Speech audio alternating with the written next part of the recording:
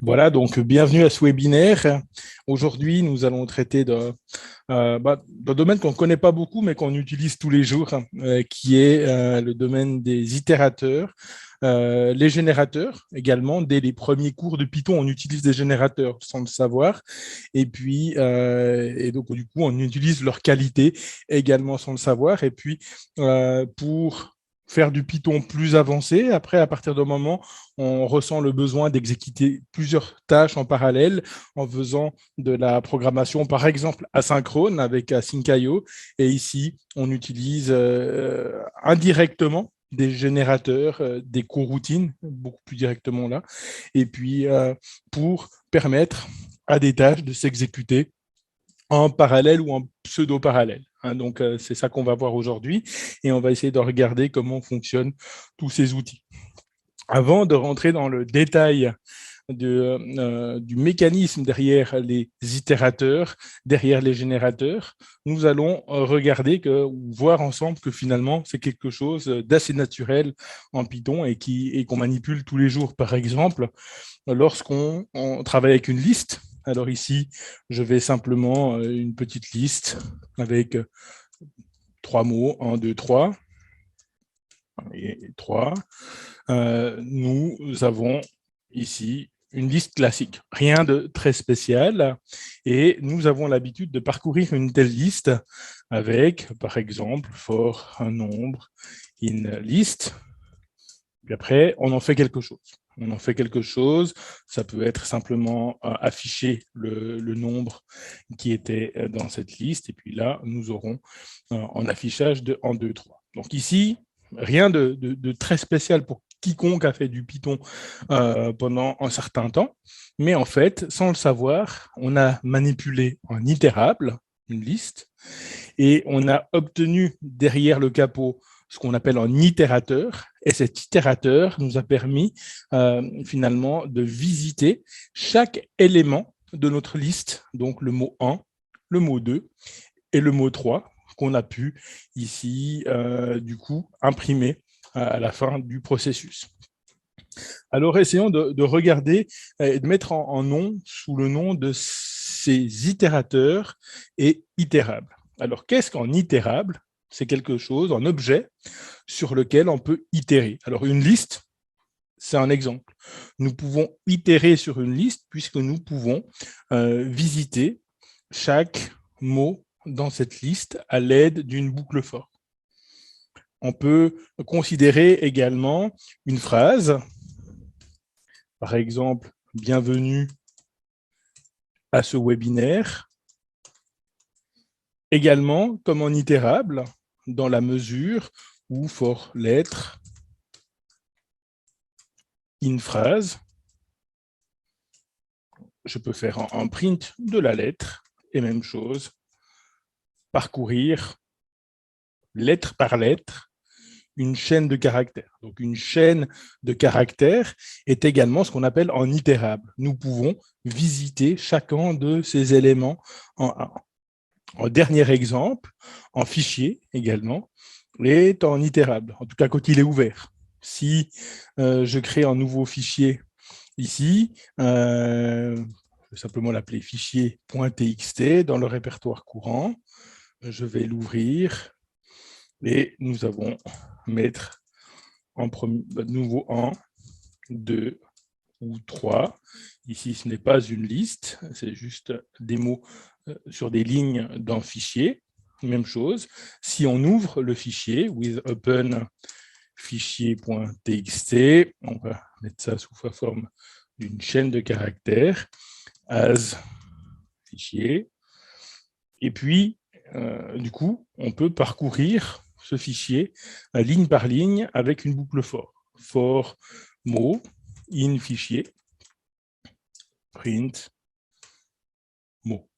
Et ici, de nouveau, il y a, je dirais, un parcours, ligne par ligne, du fichier. Donc, ici, un fichier est considéré également comme un itérable. Ici, on voit 2 sauts de ligne à chaque fois, puisque le mot est sur une ligne et va venir avec son caractère de fin de ligne. Donc, je pourrais éliminer le caractère de fin de ligne à la fin en faisant un strip, par exemple, de telle manière à ce qu'on ait tout ça. Donc ici, on passe jamais par une liste, mais par le caractère itérable d'un fichier. Donc, une liste, une chaîne de caractères ou un fichier sont 3 itérables. Regardons un peu sous le capot de quoi il retourne, puisque tous ces itérables sont des objets. Ici, si je fais en dire de ma liste, je vais repérer peut-être plusieurs méthodes, mais en tout cas une qui va m'intéresser ici, qui est la méthode iter. Donc ça, cette méthode iter va être responsable de ce comportement, de cette capacité à itérer sur l'objet.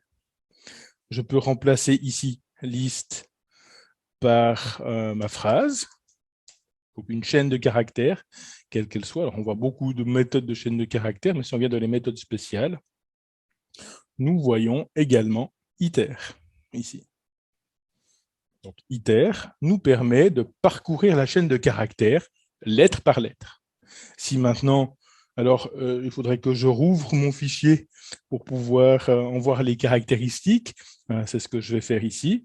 Je rouvre le fichier avec Wiz et puis je fais un dire de mon fichier, de la structure qui représente mon fichier. Bien sûr, là, il faudrait que je fasse en print, probablement.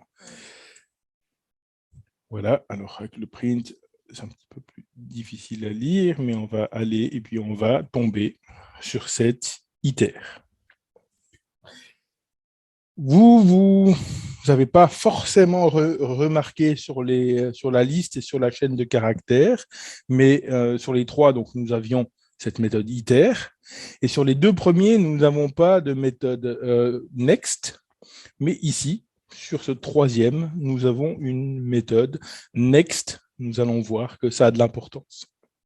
OK, donc la première chose qu'on peut remarquer, c'est qu'il est possible pour nous, a priori, de créer un objet qui pourra être parcouru par une boucle for. OK, alors on va essayer ça, on va l'appeler mon itérable ici, et qu'est-ce qu'on pourrait faire comme chose intelligente. Alors pour l'instant, je vais faire quelque chose qui montre le mécanisme, donc pas forcément besoin que ce soit intelligent. Je vais créer une méthode iter, et cette méthode iter doit renvoyer un itérateur, ça veut dire quelque chose qui a une méthode next. Alors, return, alors ici, mon itérable et classe, on va l'appeler mon itérateur. Donc, on verra que itérateur et itérable sont 2 choses différentes, mais qui peuvent être le même objet. Voilà. Donc, un itérable, c'est tout objet qui possède une méthode iter. Un itérateur, c'est tout objet qui possède une méthode next, chaque fois avec les 2 underscores avant et après, ce qu'on appelle une under méthode, une méthode spéciale en Python. Et ici, donc, le rôle de l'itérable, enfin le rôle de la méthode iter de l'itérable, c'est de renvoyer en itérateur. Alors ici, renvoyons en itérateur. Faisons un return de mon itérateur, puis on l'instancie simplement. Et puis, dans l'itérateur, ici, essayons de faire quelque chose d'intelligent. Ici, alors qu'est-ce qu'on pourrait faire d'intelligent? While, dans un premier temps. Hop.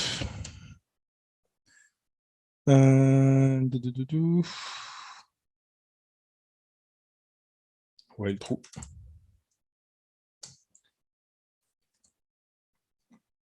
Return nombre.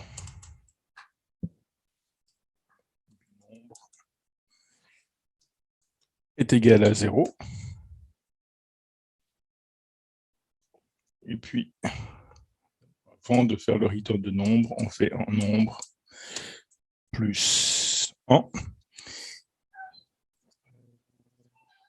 On va faire ça un peu différemment. On va faire en init ici. En init,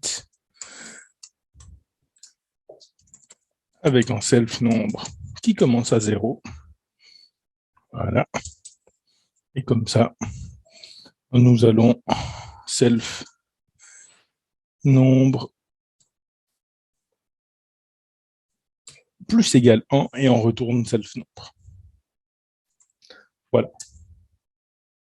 Donc ici, nous allons essayer de voir si nous pouvons effectivement traverser avec une boucle for. Peut-être, on va quand même mettre en arrêt self nombre. Tant que self nombre est plus petit que 100, comme ça on ne tourne pas à l'infini. Et puis, on est tout bon. Alors, créons un autre itérable. Donc, mon itérable égale mon itérable. Et je l'instancie. Donc, je fabrique un itérable ici. À partir de là, je peux faire un for élément ou for valeur, value, valeur, in mon itérable. Hop. Si je fais du Python correct, c'est encore mieux. Et puis, je vais faire un print de la valeur. Et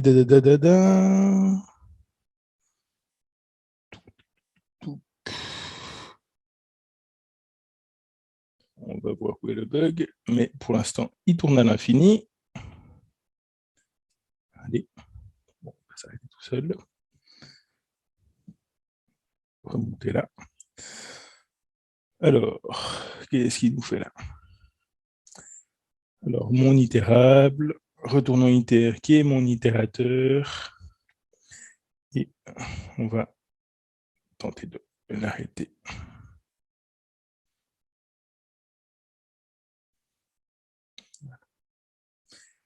Et on va débugger. Alors, pour débugger ici, nous allons regarder donc qu'est-ce qu'il faut pour exécuter, pour obtenir un itérable. D'abord, il faut alors, si je veux maintenant obtenir un itérateur à partir d'un itérable, j'utilise la fonction iter de Python. Si vous voulez en savoir plus sur iter, vous allez sur la doc de Python, docs.python.org, vous allez sur la référence de la bibliothèque, pardon, et puis vous allez dans les built-in functions.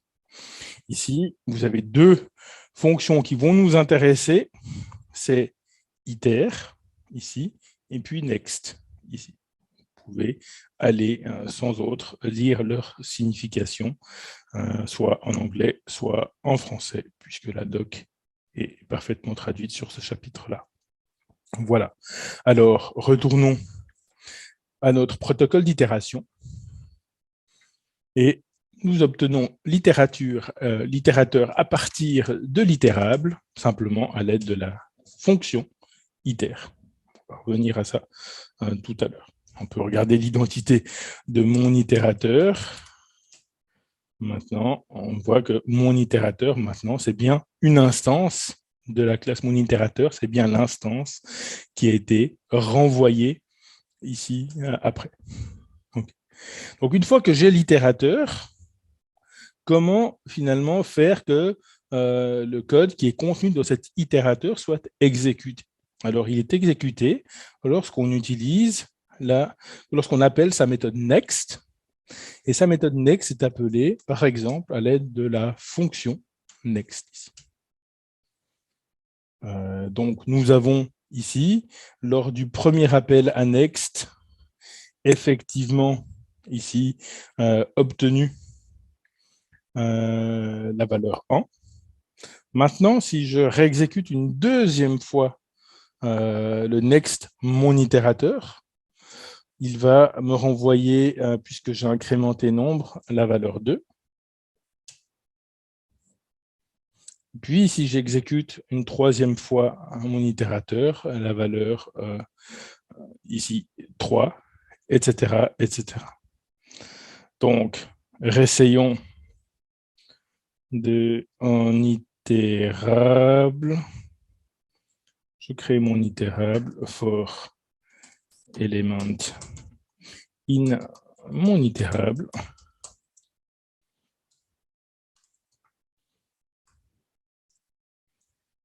Element, et je vais revenir à là, c'est moi qui fait une erreur quelque part. Hop. Alors, interrompre l'exécution une nouvelle fois. OK. Donc, regardons ça en détail avec notre liste pour l'instant. On va refaire le mécanisme à l'envers avec la liste. La liste, quand vous faites for element in list, ici, et puis que vous obtenez donc successivement les mots 1, 2, 3, nous avons le mécanisme suivant. La liste va d'abord, ici, nous obtenir un itérateur, on va l'appeler IT, ici, et en fait, quand on a quelque chose qui est à droite de l'opérateur in dans une boucle for, Python va utiliser cette fonction iter, il va envoyer la liste à l'intérieur, ce qui lui permet d'obtenir l'itérateur. Donc ça, c'est l'étape 1. On obtient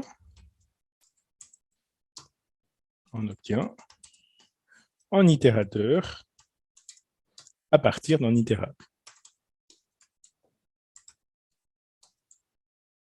La liste, c'est l'itérable. L'itérateur, c'est celui qu'on obtient. Ici, on voit que list is it, que la liste n'est pas le même objet que l'itérateur. C'est un autre objet.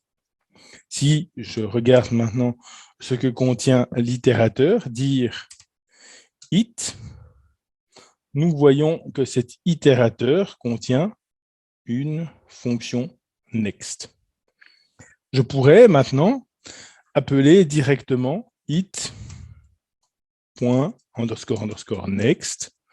et puis exécuter cette méthode. Et j'obtiens le premier élément de ma liste.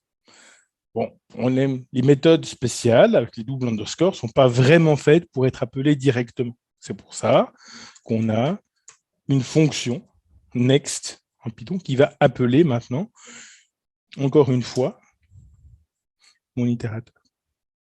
Et nous recevons 2 ici. Et puis, une troisième fois, et nous allons recevoir 3. Et si je l'appelle une quatrième fois,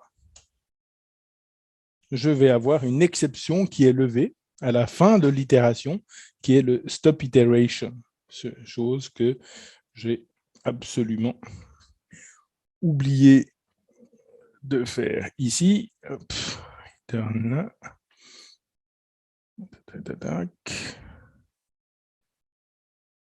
Faire.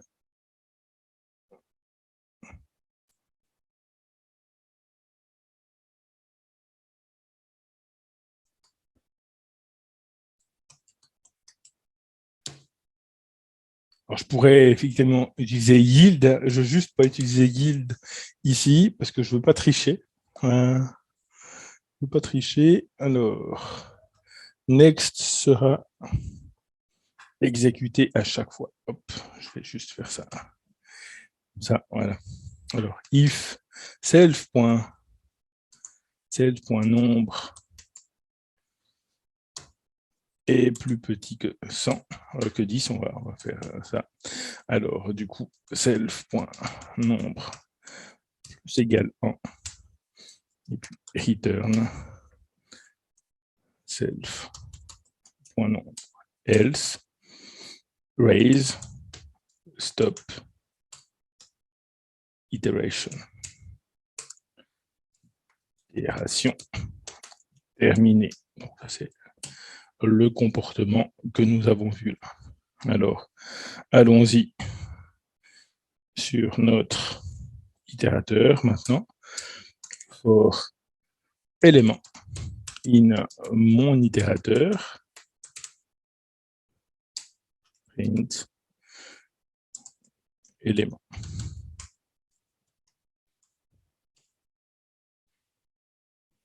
itérateur, tac, tac, tac, tac, itérateur, is not itérable.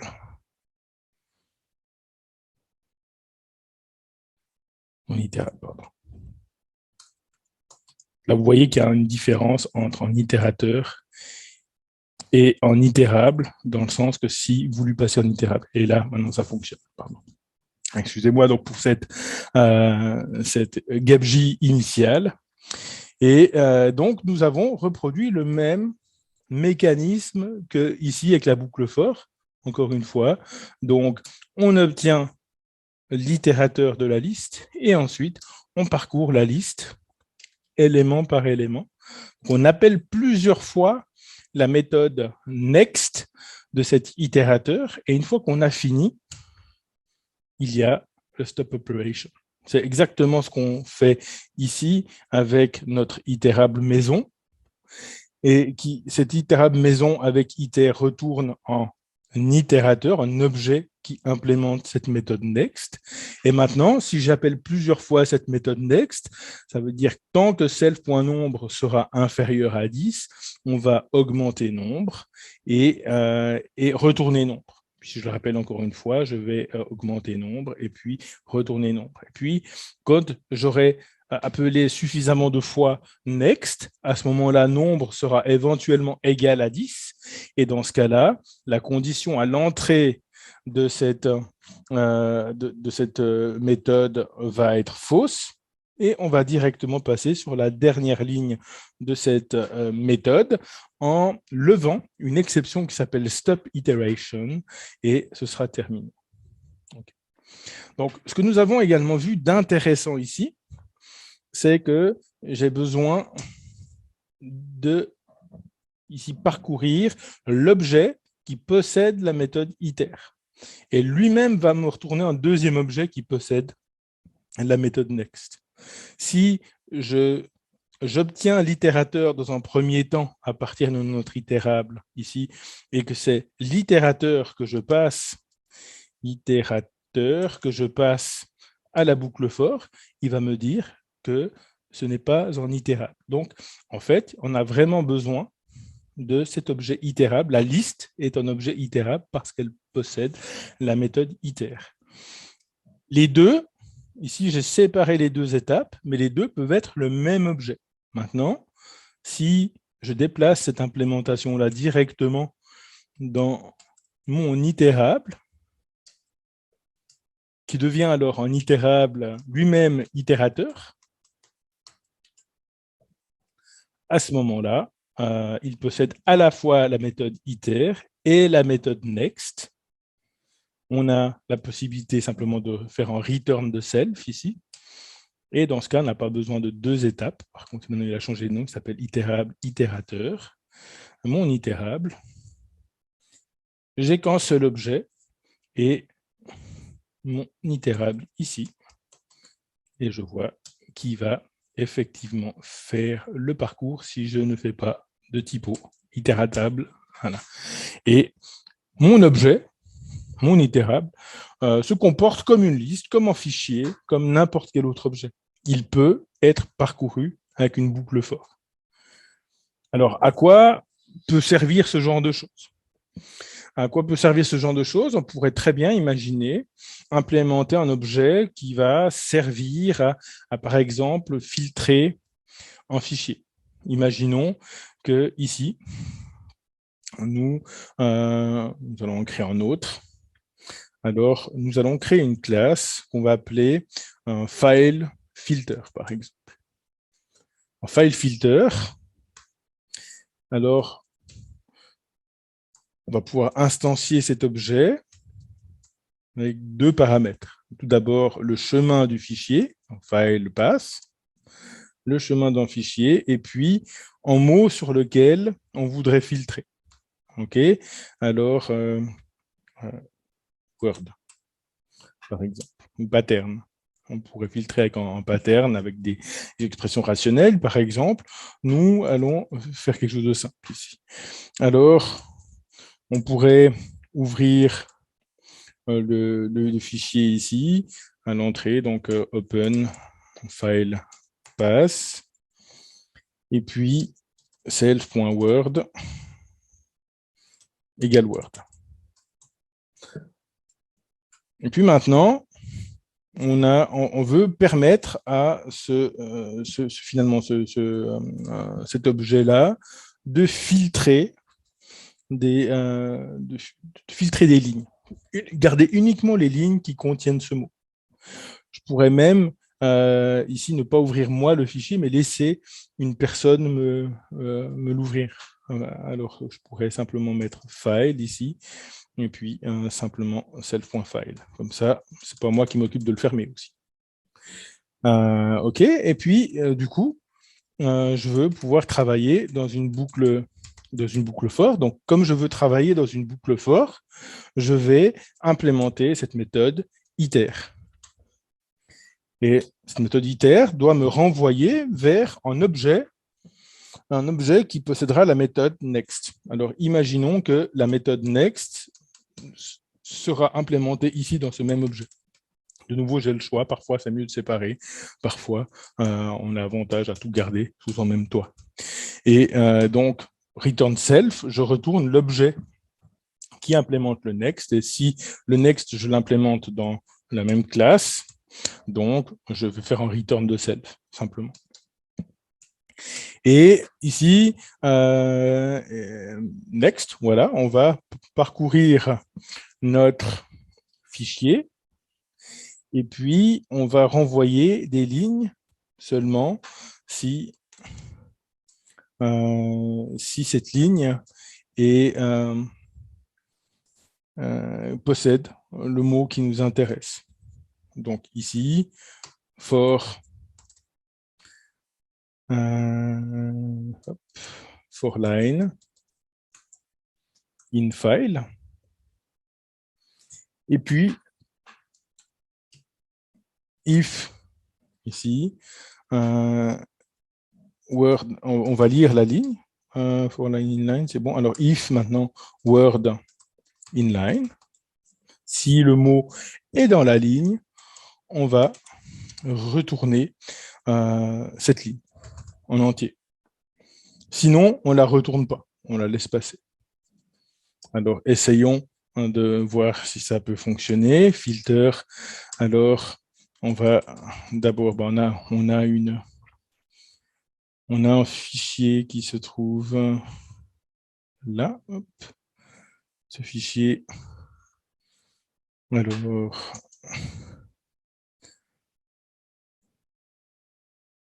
on va mettre 1, 2, 3, 4.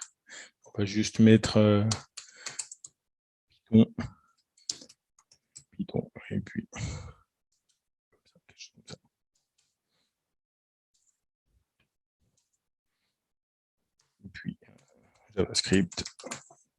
JavaScript. Plutôt numéroté. 4, voilà, un fichier qui contient des éléments. Alors, si je veux maintenant filtrer avec mon filtre, j'instancie mon file filter, alors with open, alors mon fichier s'appelle simplement fichier.txt, ce fichier, et maintenant je vais pouvoir créer mon filtre, alors filter égale file filter. Et puis là, on lui envoie le fichier, puis le mot sur lequel on veut filtrer. Donc, on veut toutes les lignes dans lesquelles il y a le mot Python. Et à partir de là, maintenant, on peut faire une boucle for, ou on veut faire une boucle for line in filter, et faire en print de la ligne en question. Alors, for line in filter, line, hop.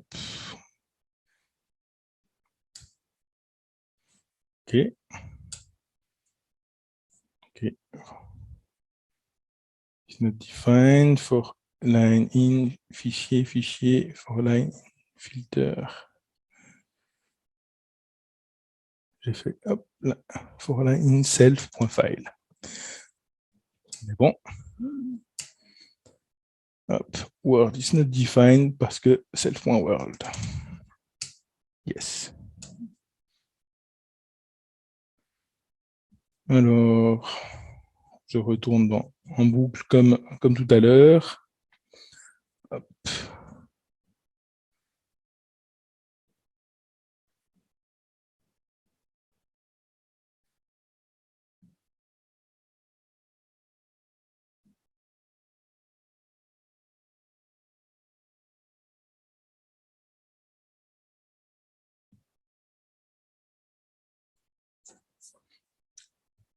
Tag for file in filter.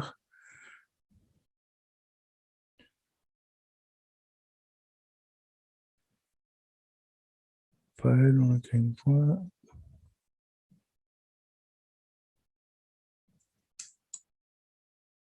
Yes, et puis raise.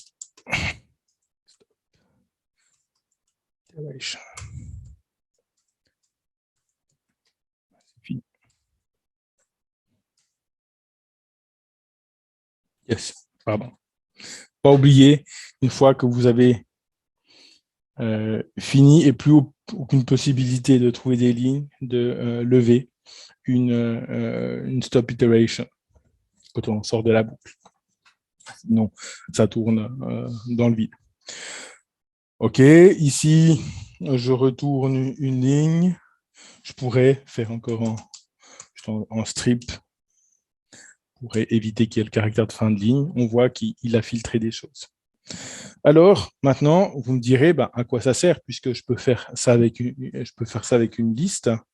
C'est très bien, mais ce qu'il y a finalement là derrière, c'est que je parcours effectivement mon fichier ligne par ligne. Et ici, ligne par ligne, il va me retourner cette ligne. Si, il va ignorer les lignes déjà qui ne contiennent pas le pattern. Et puis, il va me retourner la ligne que je veux au moment où j'y suis. Et à aucun moment dans ce processus, je charge le fichier en entier. À aucun moment, nous avons besoin de charger tout notre fichier. Donc, c'est pas comme si ici, nous chargions le fichier, nous lisions toutes les lignes et ensuite, nous allions filtrer les lignes de ce fichier. Par exemple, si nous faisions ici for, d'abord en with, on réouvre le fichier, donc with open, fichier.txt, et puis à ce fichier, et puis cette fois on va utiliser par exemple readlines pour lire tout le contenu, content ou lines égale fichier.readlines. Et puis, c'est clair que ici, maintenant, je peux nous filtrer le tout en allant faire un for line in. Et puis, on peut éventuellement faire une line for line in lines if Python inline. Là, on fait un print de la ligne. Et puis, on a plus ou moins le même résultat, encore que je peux faire un strip ici, et puis line for line in line, strip, voilà. Et puis, j'ai le même résultat. Alors, quelle est la différence fondamentale entre avoir programmé notre propre itérateur de fichiers qui allait faire ce filtre ou d'avoir finalement codé comme on a l'habitude de le faire avec readlines? Alors, ici, je charge à cette ligne-là, la ligne 2, absolument, toutes les lignes de mon fichier. Si on ne procède pas avec un fichier, mais avec une base de données, toutes les lignes correspondantes à une requête dans une base de données. Si je fais du Rather Big Data ou du Very Big Data ou du même moyennement Big Data, je peux avoir énormément de lignes. Et parfois, je peux avoir trop de lignes que ce que pourra en contenir ma mémoire, la mémoire de mon ordinateur. Bon. Ou en tout cas, je pourrais je dirais, peser avec une certaine empreinte sur la mémoire de mon ordinateur en fonction de la taille de ce que je vais lire. Et donc ici, lire toutes les lignes et puis ensuite traiter toutes ces lignes. Ici, ce qu'il faut voir, c'est qu'en plus, là, on le verra tout à l'heure avec les générateurs, avec les expressions de générateurs, je peux même éventuellement ici mettre des parenthèses plutôt que des crochets, parce qu'avec des crochets, je vais créer une nouvelle liste. Et créer une nouvelle liste alors que éventuellement j'ai déjà un fichier en mémoire qui est relativement grand, ça peut être problématique. Alors, les parenthèses ici vont donner ce qu'on appelle une expression génératrice ou un générateur expression, une compréhension de générateur, tandis que ici nous avons une compréhension de liste. La liste, elle contient autant d'éléments qu'on a ici, et elle est en mémoire. Alors, elle contiendra autant d'éléments, mais on aura filtré pour avoir que les lignes qui contiennent du Python. Mais malgré tout, c'est une nouvelle liste. Et si nous avons vraiment beaucoup de données à ce niveau-là, ça risque d'être problématique sur un petit serveur, par exemple, de pouvoir faire ce genre de tâches. Tandis que ici, ce que nous voyons, c'est que dans cet itérateur, le fichier lui-même est un itérateur et que nous parcourons ici chaque ligne du fichier et une par une, et puis on laisse passer celles qui ne sont pas bonnes, et puis si la ligne correspond à notre critère de recherche, à ce moment-là, on la retourne. Mais à un moment donné T, on a chaque fois une ligne du fichier en mémoire. Et au moment où on parcourt tout ça de notre boucle, ici, à chaque fois, on a vraiment une ligne du fichier en mémoire, ce qui nous permet de finalement même de pouvoir traiter des très gros fichiers sur un ordinateur avec relativement peu de ressources et pareil pour une base de données. Donc là, il y a déjà vraiment une différence fondamentale à comprendre entre les deux. Dans un cas, j'ai besoin de charger en mémoire toute la ressource, et dans un autre cas, je vais travailler finalement un élément après l'autre. Ça, c'est vraiment l'avantage d'utiliser le protocole d'itération et les générateurs. Ici, les itérateurs et les itérables. Alors, vous avez remarqué que créer des itérateurs et des itérables, c'est pas forcément simple et c'est pas quelque chose qu'on fait tous les jours. On ne le fait pas tous les jours parce que Python a trouvé ça très utile, mais plutôt rébarbatif.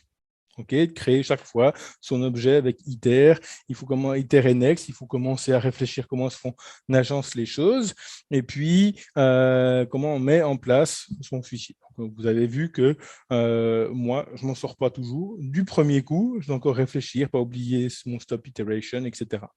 Donc, dans ce contexte-là, Python a décidé de mettre en place une fabrique à itérables et à itérateurs, surtout une fabrique à itérateurs qui s'appelle les générateurs. Alors, les générateurs, c'est simple, c'est un peu le même concept, mais en fait, on va implémenter notre itérateur sous forme d'une fonction. Une fonction, alors je peux l'appeler mon générateur, comme ça. Et puis, cette fonction va parcourir des éléments un après l'autre, un à la fois. Et on fait ça avec le mot-clé yield plutôt que return. Dans une fonction normale, si je fais un return mon élément de générateur, alors une fois que j'exécute cette fonction, mon générateur, ok, il va simplement m'afficher ici mon élément de générateur. Donc, en fait, Ici, ce n'est pas un générateur, même si le nom s'appelle générateur. Maintenant, je change ce return en yield. Si je fais un yield, ah ben tiens, j'ai obtenu un générateur. Qu'est-ce qu'un générateur? Alors, essayons de regarder. Ici, je vais simplement appeler ça gen. Et puis, on va regarder sous le capot, regarder l'anatomie d'un générateur. C'est toujours instructif. Donc, la fonction dir nous permet une nouvelle fois d'afficher toutes les méthodes et tous les attributs qui constituent un objet générateur. Ah bah tiens, un générateur, c'est un objet qui possède une méthode iter. Ah bah tiens, c'est également un objet qui possède une méthode next.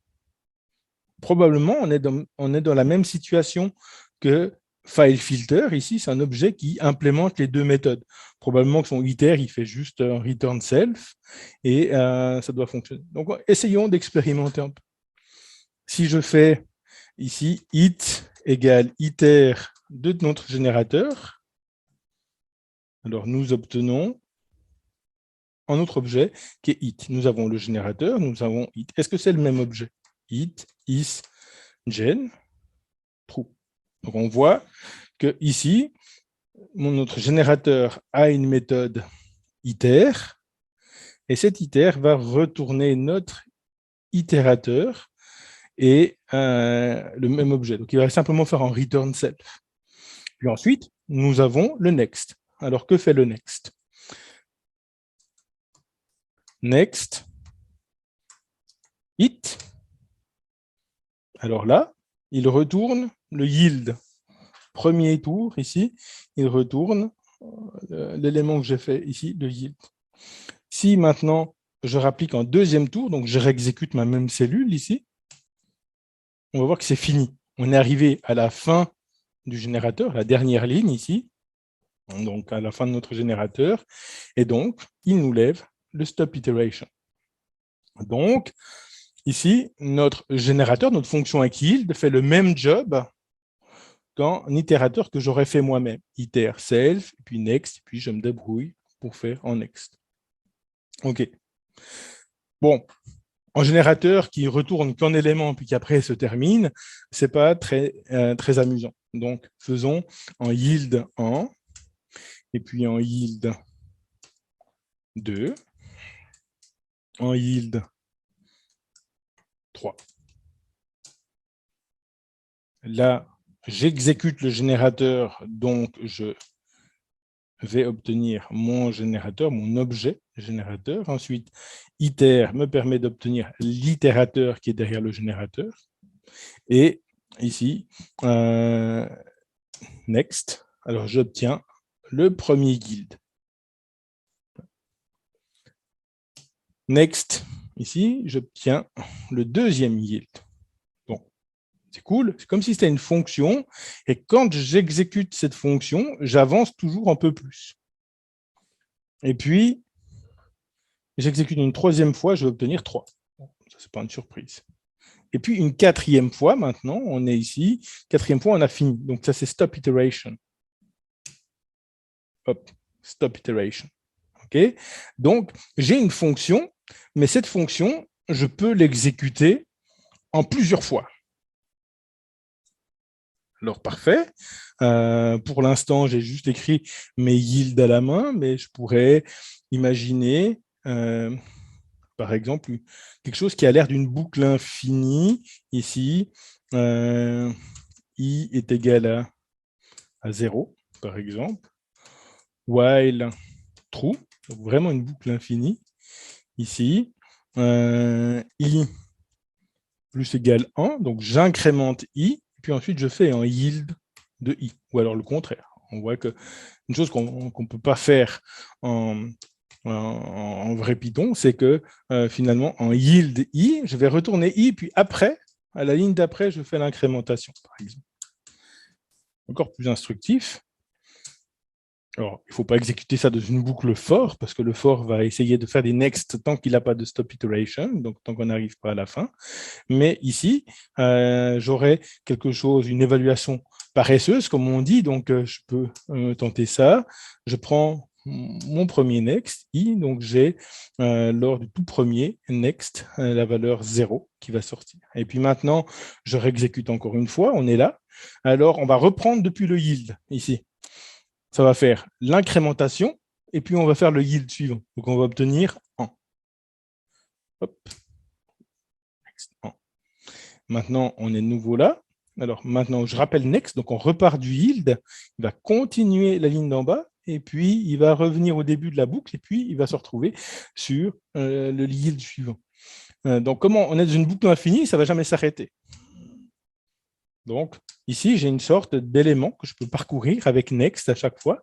Et chaque fois que j'appelle next, je suis dans une séquence et j'obtiens comme ça des chiffres, des éléments. Je pourrais imaginer un générateur comme ça qui, à chaque fois, me génère un autre nombre aléatoire. Par exemple, nous pourrions faire un import random, par exemple, et ici, faire un random range 1 à 50 ou 0 à 50, il va me retrouver et retourner un entier donc entre 0 et 49. OK, mon générateur. Et puis, puisqu'on y est, puisque gen et it sont le même objet, je n'ai même pas besoin de l'itérateur ici. Donc, on peut même l'éliminer en ce qui concerne le générateur, puisque c'est le même, je peux directement faire next gen. Ici, hop, alors, ici, on est toujours dans cette logique-là. On génère le générateur. Et puis, voilà, j'ai un nombre d'abord 26. Et puis, hop, OK. Ça me permet d'avoir des nombres aléatoires. Imaginez que vous voulez plusieurs nombres aléatoires, une liste de nombres aléatoires, mettons 100. Alors, je pourrais i for i in range 100, par exemple. Et ça me retourne 100 nombres aléatoires. Hop, attendez, range i, alors i for in range 100, hop, on va le faire, pardon, next gen, on va quand même faire le job, on va quand même demander de faire quelque chose, voilà, 100 nombres aléatoires. Donc à chaque fois que j'ai appelé yield, il m'a régénéré un autre nombre aléatoire par rapport à ça. OK, bon, ici, pas très utile, mais on peut maintenant réimplémenter donc notre filtre ici. Notre filtre, on pourrait également l'implémenter à l'aide d'un générateur. Alors, comment faire les choses en filtre? Donc, ici, je vais l'appeler filter, simplement.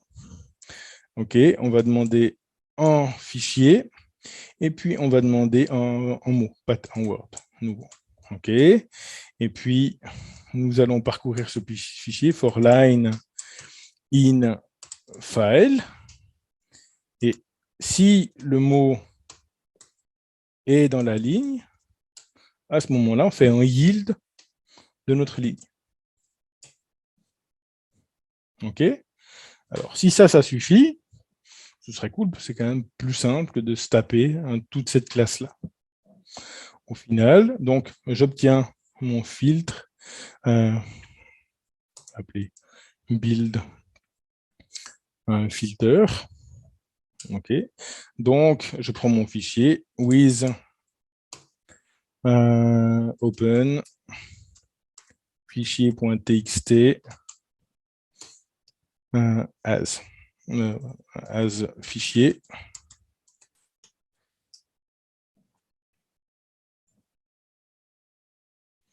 On va fabriquer notre filtre, filter égale build filter. Alors, on va en filtre pour fichier et puis sur le mot Python. OK. Et puis là, on va appeler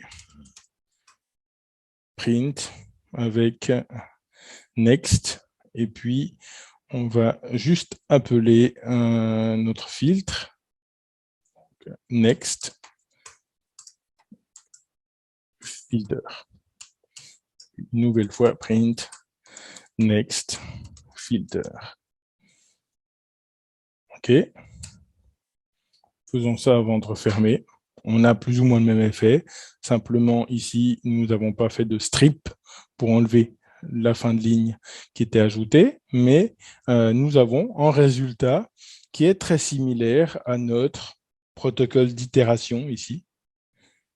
Donc, ce protocole qui nous donne un objet avec iter et next et qui parcourt un fichier qui nous permet de filtrer les choses. Donc, on voit qu'en quelques lignes, j'ai obtenu un générateur qui me permet donc chaque fois de lire une ligne à la fois dans le fichier. Et si cette ligne contient un élément désiré, il la retourne, sinon il l'ignore. C'est compact. Ça permet d'écrire du code Python qui est très lisible au final. Et finalement, ce qu'on voit également, c'est que build_filter est en itérateur, mais fichier est lui-même en itérateur également. Donc, ici, les deux sont finalement des itérateurs. Essayons d'écrire un petit peu les choses de manière un peu plus lisible. Alors ici, for ligne, in, du coup, je vais l'appeler filter, OK, fichier, Python.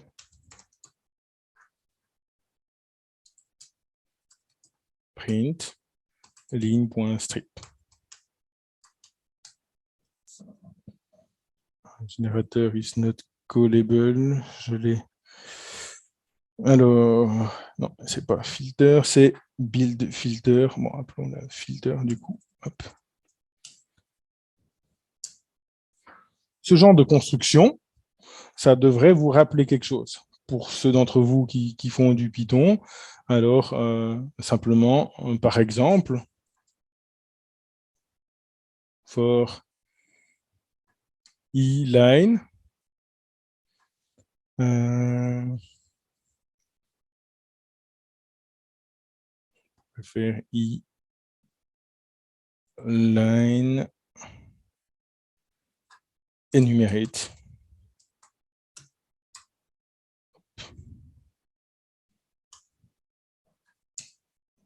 Comme ça. Et puis, ici, une f-string avec la valeur de i et la valeur de la ligne.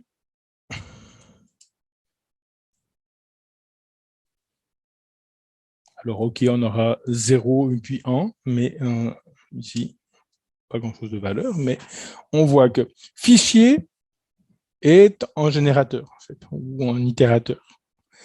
Filter est en générateur. Enumerate est une sorte de générateur. Donc, qu'est-ce que ça permet de faire? Ici, ça permet un fichier qui va lire donc un générateur qui va lire un fichier ligne par ligne. Filtre va filtrer notre fichier, chaque ligne de notre fichier pour garder que celle qui voit le mot Python ajouté dessus. Et puis, enumerate va prendre chaque ligne et puis la numéroter, ou en fait garder la trace du numéro. Etc. Donc, vous voyez qu'on peut imbriquer les filtres les uns dans les autres, les générateurs les uns dans les autres, pour faire ce qu'on appelle un pipeline de données. Okay. Lecture ligne par ligne d'un fichier, filtre, énuméré, et puis je pourrais encore en accumuler ici.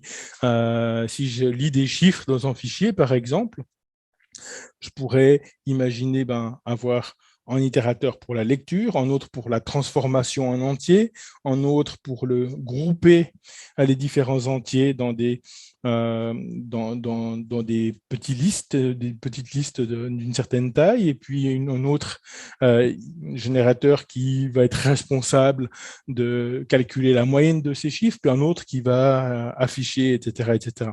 Donc, ici, j'ai une logique où je vais lire une ligne l'une après l'autre dans un fichier, Et plutôt que d'attendre qu'on ait lu toutes les lignes dans le fichier, une fois qu'on a lu les lignes dans le fichier, on va filtrer tout le fichier. Puis une fois qu'on a filtré tout le fichier, on va ajouter les numéros de ligne dans chaque fichier, etc. Là, on fait vraiment ligne après ligne. Et on traverse ce pipeline, une ligne de fichier, est-ce qu'on la garde ou pas, on passe par énumérate, et puis etc. Puis après, on recommence à chaque fois. Dès qu'on a une nouvelle ligne ici, on la passe au filtre, et puis si elle sort pas du filtre, on va de nouveau chercher une ligne plus tard, et puis on va passer au filtre. Si ça sort du filtre, alors ça va dans énumérate, etc. Donc ce pipe de données permet à chaque fois de faire qu'une opération à la fois sur le fichier. Si vous travaillez avec des grands volumes, ou alors que vous avez un tout petit serveur qui n'a pas beaucoup de ressources, mais qui n'a pas nécessairement besoin parce qu'il ne va pas charger toutes les données en même moment, alors ça vous sert de pipeline. Voilà, donc n'hésitez pas à m'interrompre si vous avez des questions à ce niveau-là, mais Yield est très utile puisqu'il va vous permettre finalement de créer des fonctions qui peuvent traiter une chose après l'autre dans une logique d'itération. Maintenant, créer une fonction, ça peut éventuellement être un petit peu plus lourd. Il y a des notations qui sont plus légères éventuellement. Prenons une liste ici. Si je crée une liste, on va faire quelque chose de simple. Juste là, comme ça. Donc, imaginez qu'on veut, je ne sais pas, créer une liste des carrés ici, ou afficher les carrés de tout ça. Une des méthodes, certainement pas la meilleure, mais une des méthodes, ça s'appelle for carré, in, souvent, quand on apprend les compréhensions de liste, on en met un petit peu partout, et puis on peut faire quelque chose comme ça, et puis ici, n au carré, for n in list. J'aurais pu appeler ça nombre.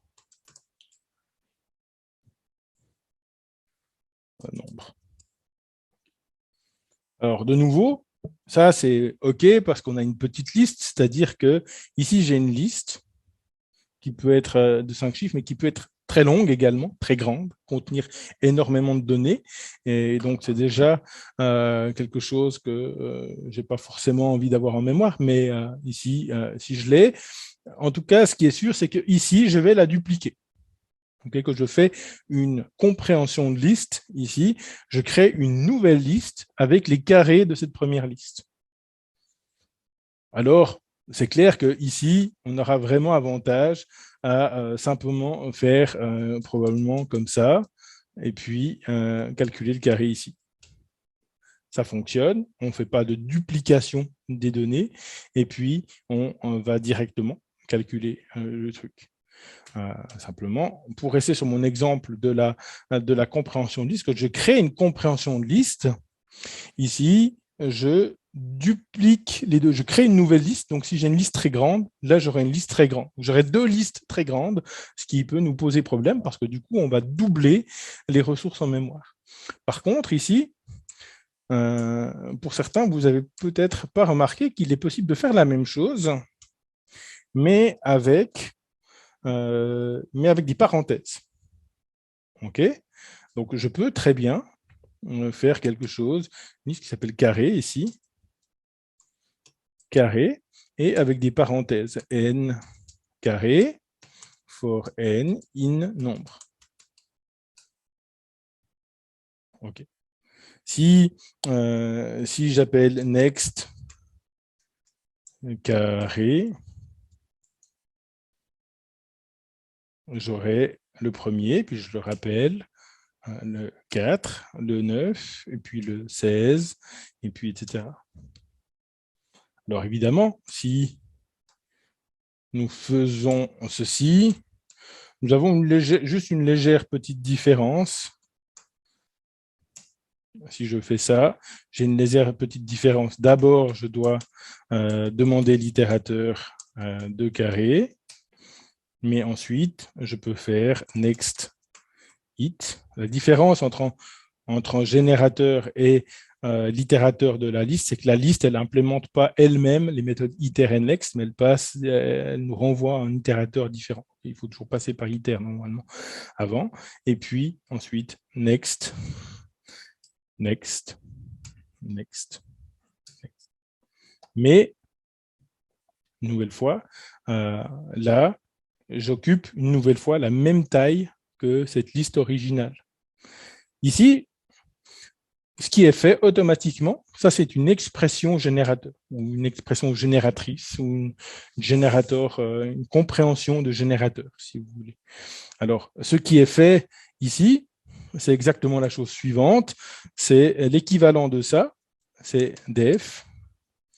On va l'appeler square gen squares, comme ça, numbers, et for n in numbers, yield n carré. Donc, cette expression-là génère plus ou moins la même chose que ça, plus, ensuite, carré égale gen squares. Gen squares qu'on exécute. Voilà. Donc, hop.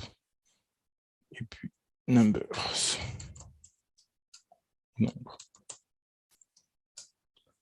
OK, donc, cette ligne-là est un équivalent de ça. Okay, donc, ça, c'est ce qu'on appelle une compréhension de générateur qui va fabriquer, en fait, qui va être transformée par Python en un générateur qui permet de traverser un nombre, ici, avec des yields, et puis qui va exécuter ce générateur de telle manière à ce que maintenant, je peux, avec ce carré-là, faire aussi next, next, next. On va jusqu'à 25, et puis après, à partir de 25, on aura, est-ce que le petit moment interactif du webinaire, au prochain clic, que va nous faire Python?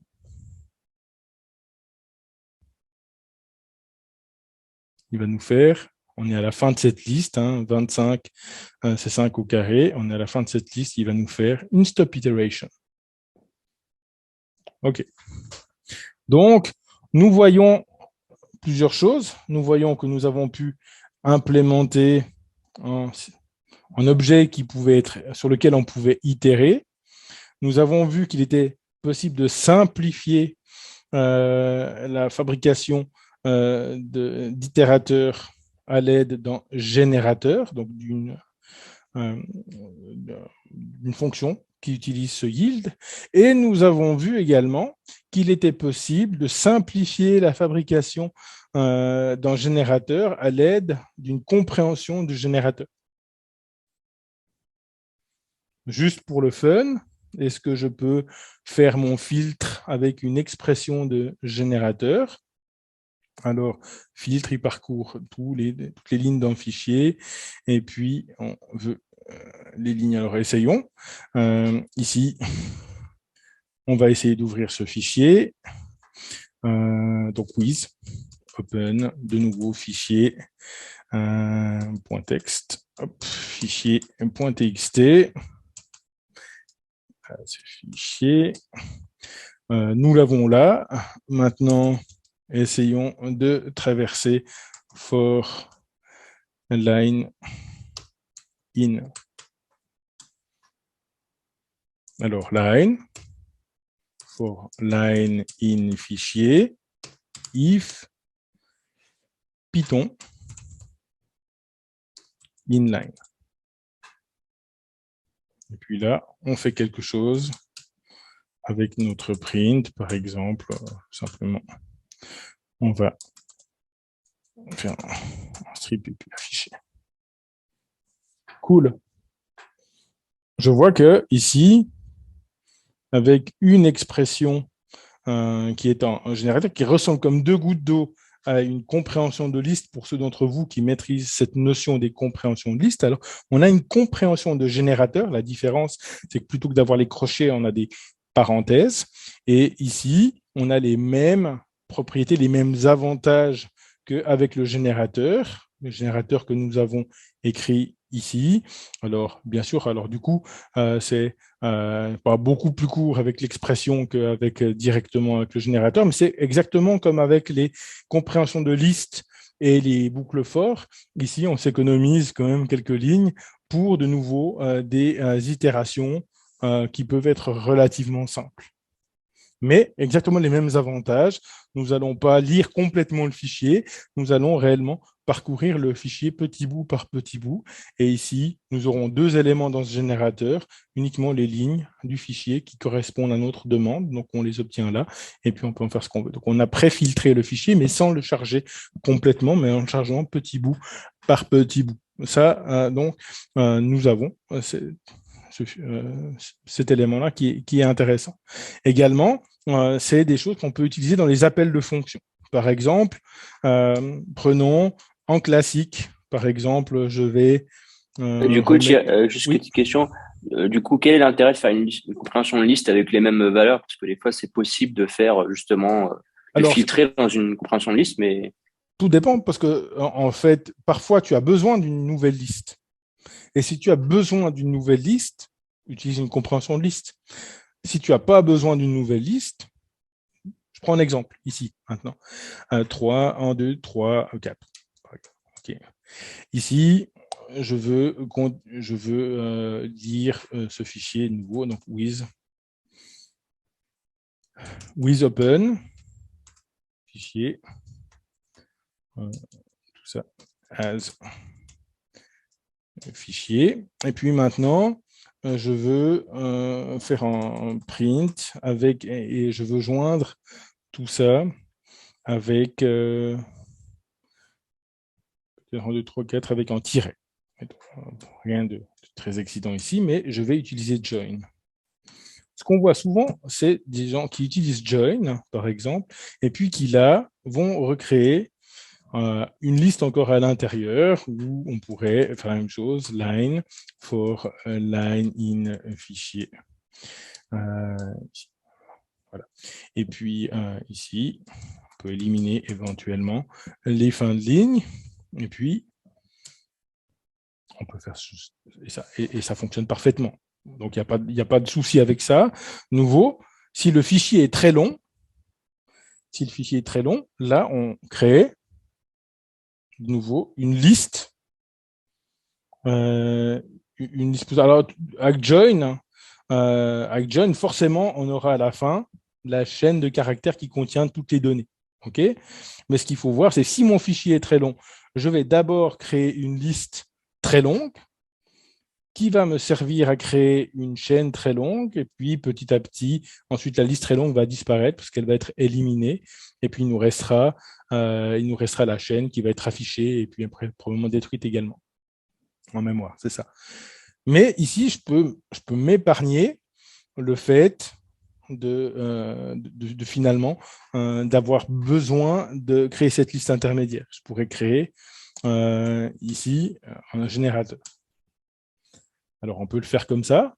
Et puis, Python nous permet en plus de simplifier encore plus la syntaxe, vu que je n'ai pas besoin des doubles parenthèses. Il me permet directement, par exemple, à l'intérieur de join, de mettre une expression de générateur. Ce qui, déjà, du point de vue de la syntaxe, me permet de simplifier un petit peu les choses. Donc, la chaîne de caractères qui me permet de joindre, join, et puis là, je ne vais pas mettre des crochets de liste, je mets directement mon expression ici à l'intérieur.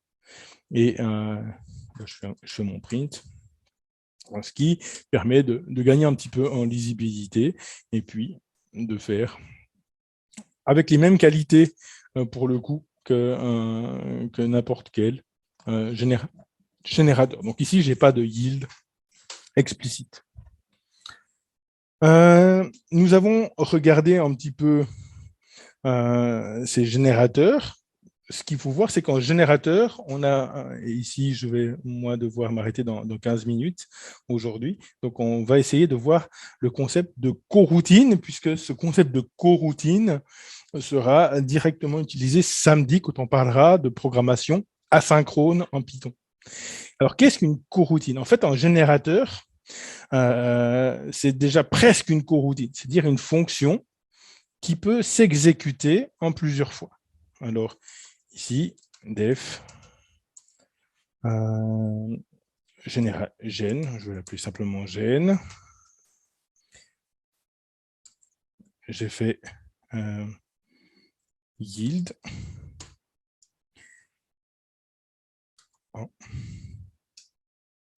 Yield de. D'abord, j'affiche le mot en. Et puis ensuite, plutôt que d'afficher 2 ou 3 ou ce qu'on veut, je vais récupérer en mot ici. Je vais mettre en. Alors là, je mets peut-être le premier mot ici. Premier mot. On va retourner le premier mot. Mais le yield, maintenant, il peut retourner quelque chose, mais lors de l'appel suivant, on peut encore lui envoyer quelque chose à cette fonction qui va arriver là. Et puis, par exemple, on peut doubler ce mot fois 2, par exemple. Et puis, je peux faire ça pratiquement à l'infini, donc while true, par exemple. Et mot fois 2. Bon, essayons de regarder ce que fait ça. Alors, je vais créer mon générateur, ma coroutine, je vais l'appeler coro, du coup, ou coroutine. Et une coroutine, qu'est-ce que c'est? Alors, gen, premier mot, ça va être ici en. Juste. Maintenant, je vais appuyer next coroutine. Sans surprise, ici, il va m'afficher mon premier mot qui est en. Donc, on est là. Et la fonction s'est arrêtée. Dans un contexte d'exécution concurrente, okay, ma fonction, mon générateur, ma coroutine, s'est arrêtée. Alors, si j'ai deux coroutines, je pourrais maintenant exécuter une deuxième coroutine. C'est ce que fait notamment le cœur d'Async.io. Quand il aura plusieurs coroutines à exécuter, il va en exécuter une première, puis une deuxième, puis une troisième, puis il va revenir à la première, etc. Il va faire un petit peu ce genre de choses. Bien sûr, c'est très simplifié. Mais ici, voilà, il s'arrêtait là. On le voit, il m'a juste renvoyé la première valeur. Pourtant, on est dans une boucle while true, donc on est dans une boucle infinie. Et puis maintenant, on peut continuer. Alors, comment est-ce qu'on continue? Là, à cette coroutine, maintenant, je veux lui envoyer une nouvelle valeur. Lui envoyer une nouvelle valeur pour ce mot-là, qui sera le résultat de ma suivante. Alors, comment est-ce que je fais? Plutôt que next, une méthode qui s'appelle send Python. Et puis, qu'est-ce qu'il va faire? Il va recevoir ce mot Python ici, et puis il va me retourner Python. Il va juste le doubler. Alors, on va voir. Python. Voilà. Donc, de nouveau, on est... alors là, j'ai deux yields. J'aurais pu faire ça un peu plus intelligemment. Premier mot. On va faire ça comme ça. Mot.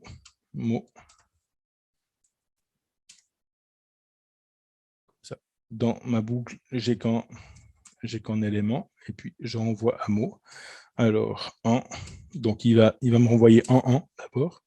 Voilà, mot fois 2. Voilà. Donc je passe le mot en, et puis on aurait pu l'appeler double. Voilà, en. Donc après, cette coroutine, je lui envoie ici ça, et puis il va me renvoyer, il va m'exécuter ça. Puis je veux un nouveau mot, donc il va recevoir un nouveau mot, etc. Donc, j'ai une coroutine qui peut vraiment avancer par partie. Alors, pour remettre les choses, donc, bon, égal yield fois 2, et puis, nous, si on ne fait pas là, fois 3. Et puis, mot égale yield mot fois 4.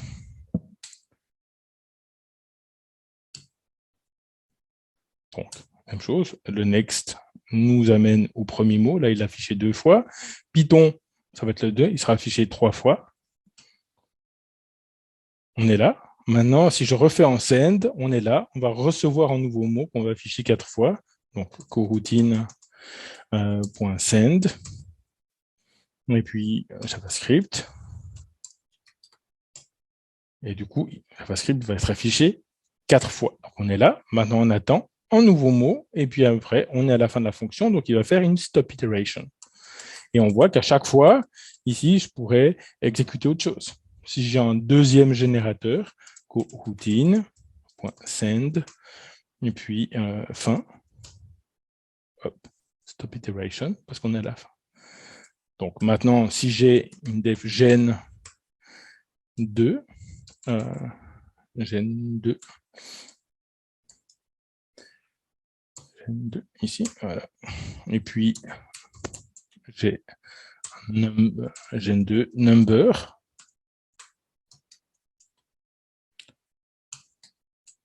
et puis number égale yield au carré, un number au carré, number égale yield au cube, number égale yield number puissance 4. Okay. Là, on a deux coroutines. Je vais l'appeler coro et puis coro 2.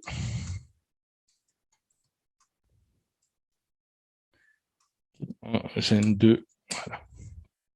Alors, on a exécution de la première coroutine qu'on appelle coro maintenant. Et puis, plutôt que de l'appeler via next, nous allons voir que la première fois, nous pouvons l'appeler à partir de send none.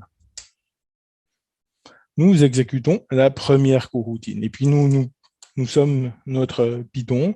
Et puis, nous exécutons la deuxième coroutine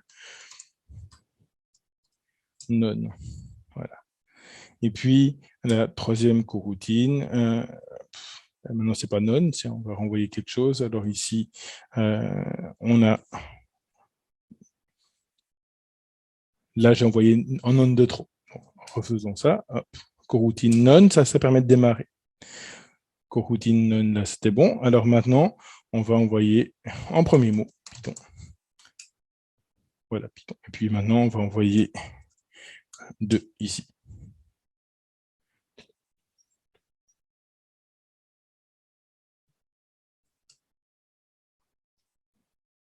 Hop. Je pense que je ne l'ai pas démarré. Donc, je fais le travail de Python lorsqu'il exécute deux codes en parallèle. Donc, lui, il envoie ici, hop, on arrive ici. Et donc, en au carré, 1, et puis en 2 fois. Maintenant, on va envoyer le mot 2 ici, et puis là, on va envoyer le chiffre 2.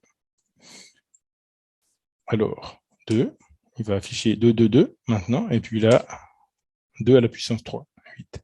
Et puis maintenant, il va exécuter ça, et puis il exécute cette fonction-là.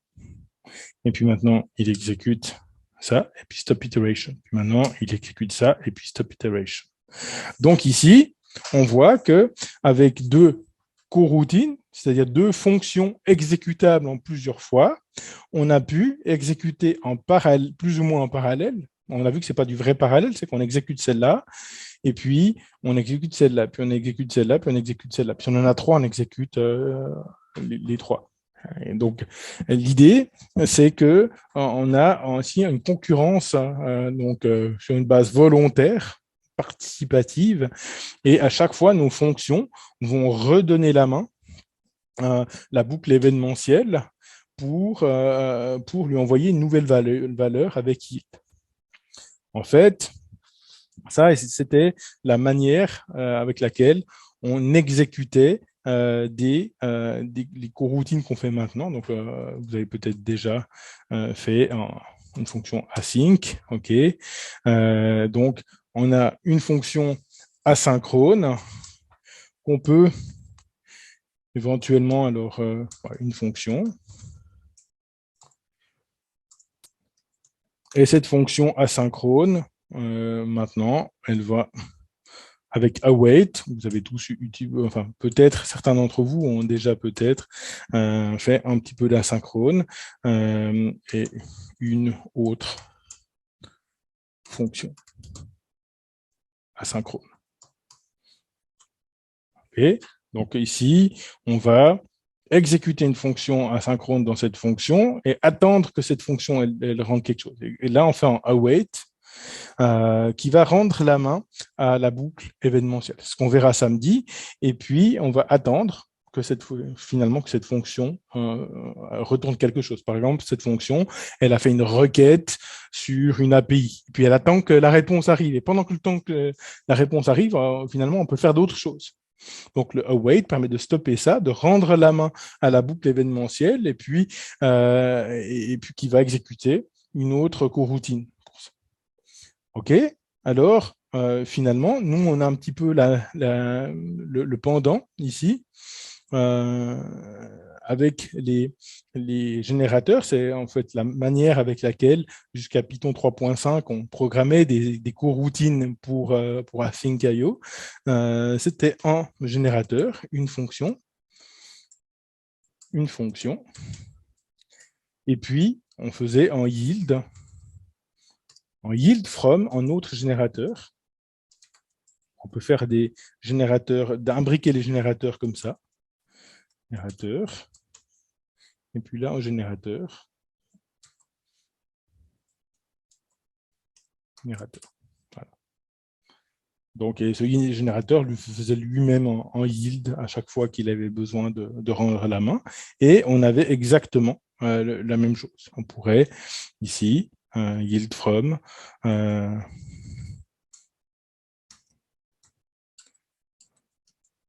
une autre donnée qu'on renvoie au prochain send, et puis on refait un autre appel, par exemple. Puis on envoie des données, par exemple ici, et puis des données au premier truc. Voilà, on va envoyer des données. Donc ici, on a quelque chose, une construction qui est très similaire.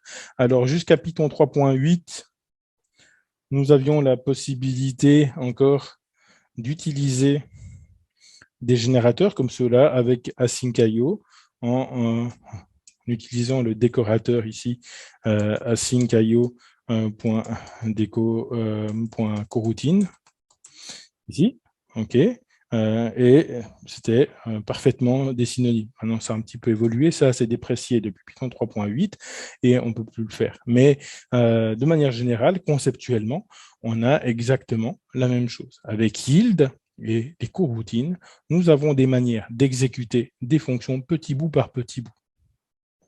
Voilà. Donc ici, en résumé aujourd'hui, nous avons vu qu'il était possible, enfin que nous avions plein d'itérables. C'est tous les objets en Python qu'on peut parcourir avec une boucle for, on va les appeler des itérables. Que ces itérables, on peut les transformer en itérateurs en utilisant la fonction iter, ici, iter list, obtenir un itérateur, et ensuite parcourir cet itérateur avec next, next, next, next, et on parcourt chaque élément des itérateurs. Ce mécanisme, c'est celui qui est mis en œuvre sous le capot par Python quand on parcourt quelque chose avec une boucle for. Et ici, on a besoin d'avoir un itérable de ce côté-là, c'est-à-dire un objet avec une méthode iter. Cette méthode iter doit retourner un objet qui a une méthode next, et c'est ce que nous avons fait ici dans notre file filter, où nous avons une méthode iter qui retourne self, donc l'objet lui-même, qui lui-même implémente une méthode next. Nous avons fait avec ça un filtre pour un fichier qui nous permet d'aller rechercher les lignes d'un fichier qui contiennent un mot donné. Et nous avons testé ce fichier. Et puis ensuite, nous avons trouvé que c'était beaucoup de complexité finalement pour peu de valeur ajoutée alors à ce niveau-là, et nous avons vu que Python nous offrait le concept de générateur qui nous permettait de simplifier la fabrication des itérables et des itérateurs. Et ici, nous avons expérimenté notre générateur filter. Nous avons vu qu'il s'agit d'une fonction qui simplement utilise le mot-clé yield à la place d'utiliser le mot-clé return et qui nous permet de fabriquer un objet qui possède à la fois la méthode iter et la méthode next, ce qui en fait un itérateur et un générateur à la fois. Et nous avons vu que ce type d'objet pouvait être utilisé avec d'autres générateurs pour créer ce qu'on appelle des pipelines, qui permet par exemple de travailler sur quelques lignes de fichiers à la fois et d'effectuer des opérations sur ces lignes de fichiers-là. Et puis, donc n'hésitez pas à regarder Python, Generator, Data Pipeline. C'est un problème qu'on a couramment en data science, par exemple, lorsqu'on veut parcourir des gros volumes de données. Et sur chaque donnée, on veut appliquer certaines opérations sans avoir à charger toute la donnée en mémoire. Et là, les générateurs sont vraiment des rois pour ça.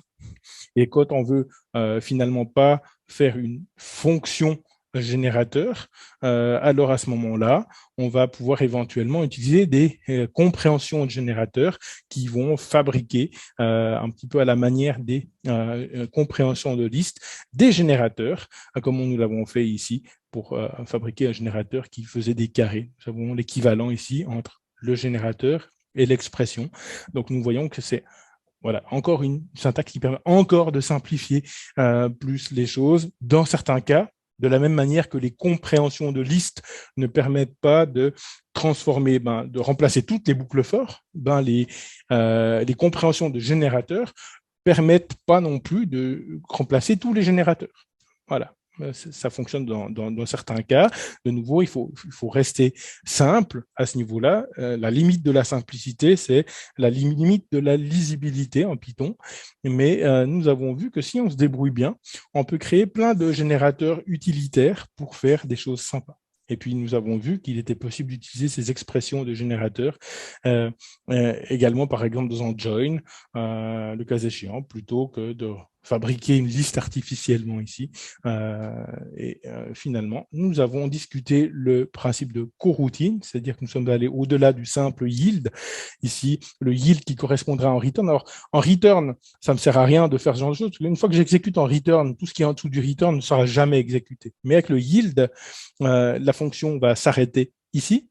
Et puis, du coup, on a vu qu'avec send, nous pouvons continuer l'exécution d'une fonction, lui envoyer une donnée, et puis aller jusqu'au prochain yield, et puis même chose, après lui en renvoyer une donnée qui sera traitée, et puis aller ainsi jusqu'au prochain yield, etc. Donc, exécuter une fonction petit bout par petit bout, et si plusieurs fonctions s'exécutent petit bout par petit bout, on peut les exécuter alternativement les unes les autres, d'abord celle-là, puis après celle-là, puis après celle-là, puis après celle-là. Ou alors, on peut trouver un moyen de tester si une a quelque chose à dire. Par exemple, une attend une donnée, est-ce que la donnée est arrivée? Si la donnée n'est pas arrivée, alors on passe à la prochaine, etc. Ce qui permet, dans le contexte des coroutines et de l'exécution asynchrone, de voir, par exemple, si une donnée qu'on attend en provenance d'une API est arrivée ou pas.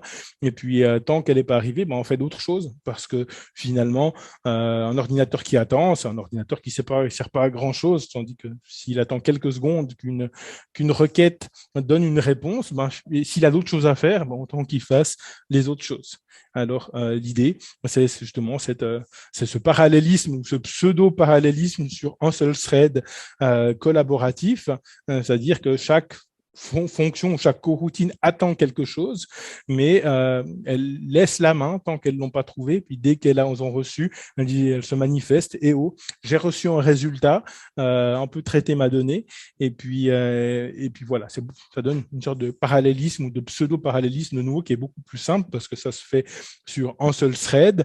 Et donc, du coup, on a beaucoup moins de problématiques de synchronisation qu'on a avec la vraie programmation parallèle, multiprocessus ou multithread, où les choses s'exécutent en parallèle, mais il faut commencer à réfléchir, à synchroniser un petit peu les choses parce que il y a aussi des partages de données et des choses comme ça, donc qui peuvent être problématiques.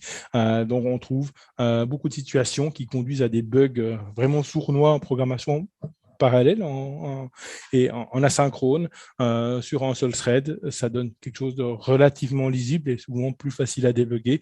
Ne nous trompons pas, ça reste quand même quelque chose de plus complexe que de la programmation synchrone. Mais déjà, les coroutines rendent ça beaucoup plus lisible et plus facile d'accès. Alors voilà, pour ceux qui sont vraiment intéressés par la programmation asynchrone, je vous invite samedi. Samedi, ce sera en webinaire en différé, donc de nouveau, je mets à disposition la vidéo samedi dans l'après-midi. Vous l'aurez à disposition, vous pouvez vous regarder la vidéo avec du popcorn et puis peut-être votre femme qui lit en bouquin après ou votre homme qui lit en bouquin à côté de vous. Il y a, soyons pas ici du tout. Du coup, on ne se verra pas samedi, vous n'aurez pas possibilité de poser des questions, mais on partage avec la plupart d'entre nous, on partage des serveurs Discord. Donc, si suite à cette vidéo sur la synchrone, vous avez des questions, n'hésitez pas à revenir vers moi. Finalement, il n'y aura pas moins de questions que dans un webinaire classique, donc ça ne devrait pas trop vous prétériter, mais n'hésitez pas à revenir vers moi sur Discord pour poser des questions ou alors sur LinkedIn si on n'est pas sur un même Discord. Voilà. Est-ce que jusqu'ici, aujourd'hui, vous avez des questions?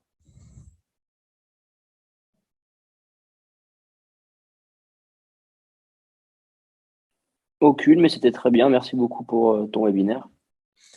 Alors, n'hésitez pas à expérimenter avec ces coroutines, ces générateurs. De nouveau, l'utilité pour des générateurs vraiment, puisque les coroutines maintenant ont leur type à part. Donc, toute fonction qui est déclarée avec async sera une coroutine async.io. Donc, on n'a plus besoin d'utiliser un générateur pour ça, même si derrière le capot, il y a quelque chose qui ressemble à un générateur. Et donc, le principe reste le même, mais les générateurs gardent leurs applications. On a parlé des pipelines de données. Pour ceux qui utilisent des machines à état aussi, il y a pas mal d'applications dans le domaine des machines à état. Les générateurs donnent vraiment des possibilités de donner des implémentations relativement simples de tout ça. Vous avez des articles sur le web. J'essaierai dans la vidéo, j'ai un petit peu de retard avec les vidéos, mais dans la description YouTube de la vidéo, de mettre quelques pointeurs vers quelques articles que j'ai trouvés intéressants et qui mettent en jeu des générateurs. Alors, n'hésitez pas à les visiter également. Je vous souhaite une très belle soirée.